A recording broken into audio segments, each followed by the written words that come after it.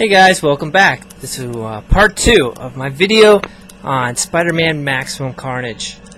Now, in the previous video, I said that I liked the ending. I thought it was pretty good, but I'd like to clarify. Even though I like the ending, I do have a little nitpick about it, and that is the fact that in the final panel, in the final battle, the final conflict between Venom and Carnage, Carnage was tackled by Venom into a generator, and the whole thing just exploded.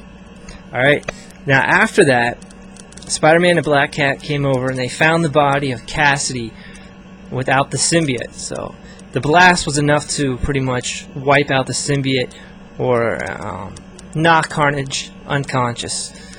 But Venom got away. He was able to walk away from it. Now my whole complaint, or my whole argument is, how was Venom able to walk away but Carnage wasn't? Like, I mean, they both got the full force of the blast. So it doesn't really make any sense in my head why Venom was able to survive it and get up and walk away, but Carnage was left laying. So that's a little complaint I have. You can kind of argue and say, well, maybe because Venom was already so beat up and tired from previous battles. I mean, not Venom, Carnage. Maybe Carnage was a little beat up because Venom had been beaten up on Carnage pretty hard. He hit him with 3 solid shots right towards the end before he tackled him. And Carnage took a pretty hard hit from Black Cat, and Black Cat saved Spidey. But even before that, Carnage had been going through some pretty rough times. But that's not a huge complaint. I can live with that. And so the ending was fair. I think I would have preferred it if it had been more ambiguous towards Venom. Like, well, maybe Venom died. We don't know what happened to Venom. We can't find him anywhere. But then later on, like way down the line, we find out that Venom lived. And that, well, Carnage lived, but Venom lived too. But it was looking like Carnage was going to have to be like contained in something in order to defeat him, because he kept just regenerating the symbiote. Like every time they had him beat, that he just regenerate the symbiote. Like they'd have him unconscious, and something would snap him to, and he would regenerate it from his blood. And like, how can we ever beat him? And Carnage kept saying, I'll never die, I'll never die. Unless they outright just killed the guy, killed his physical human body too, which Spider-Man didn't want to do at all. Neither did Black Cat, neither did Firestar. The whole time, Spider-Man was really against finishing off Carnage, so he wouldn't let anybody, kill Carnage, basically. And there was no way to stop Carnage unless they killed him. So that was really annoying, because Spider-Man kept pulling everybody back, Venom, and then Venom would get really pissed off, and Spider-Man and Venom would have an argument, and then the whole team would split up, or Spider-Man and Venom would get in a fight. But it was just stupid. Like, this happened over and over. It was really getting annoying. And like, Spider-Man, man, I wish Spider-Man would just grow some balls. Spider-Man needed to have a backbone and just go ahead and pull the trigger and finish off Carnage.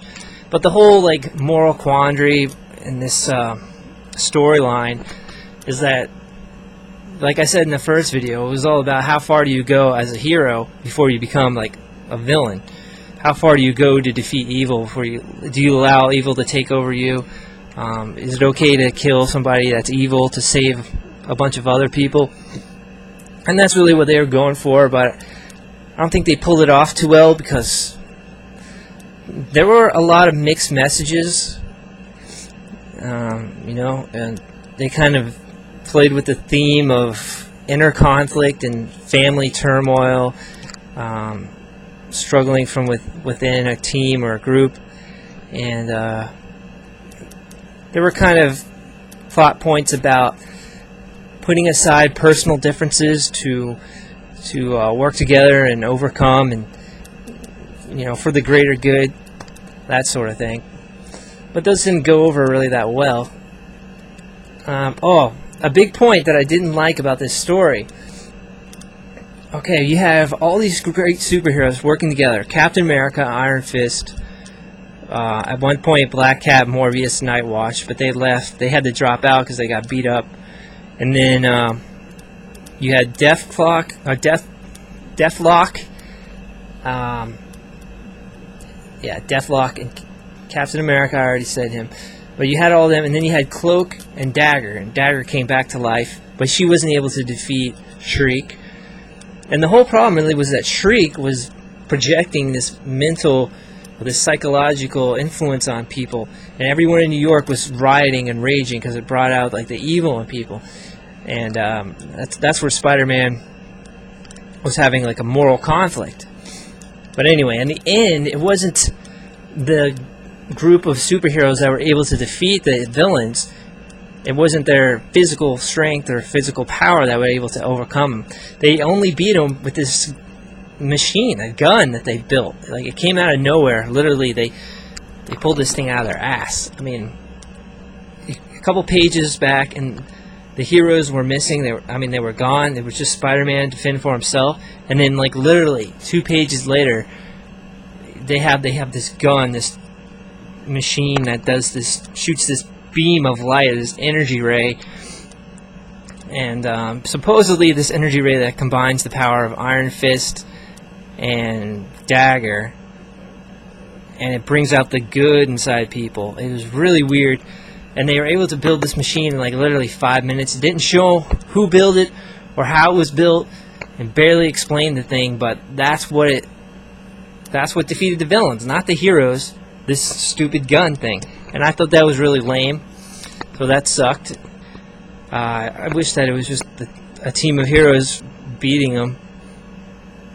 But, you know, it kind of proves the point that you can't, the point that they were trying to make in this book, in this story, that you can't beat violence with more violence. Like, the heroes didn't want to do that.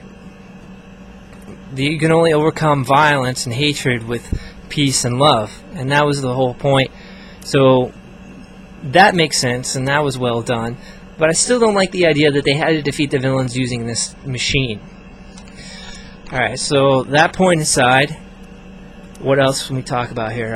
Oh, the beam of energy, it defeated all the villains. Like, it subdued Shriek. It made her kind of regretful of her sins, and she started to become like joyous or happy, and Carnage was just freaking out because it was like hurting his soul, supposedly.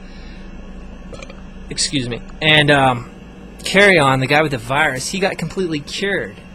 That's unbelievable. Like, how did that happen? That doesn't make any sense. And then Demon Goblin just got really weak, and Carnage already had beat up Doppelganger. Carnage beat up Doppelganger and left him laying on the ground. So we don't really know exactly what happened to Doppelganger. He just got taken out with a couple hits from Carnage. You know, but yeah, it was lame that all it took was that beam of light to defeat the villains. Even though Carnage came back later, he was still, you know, messed up in the head. But anyway, yeah, the worst thing about this story, or this entire book, it's just,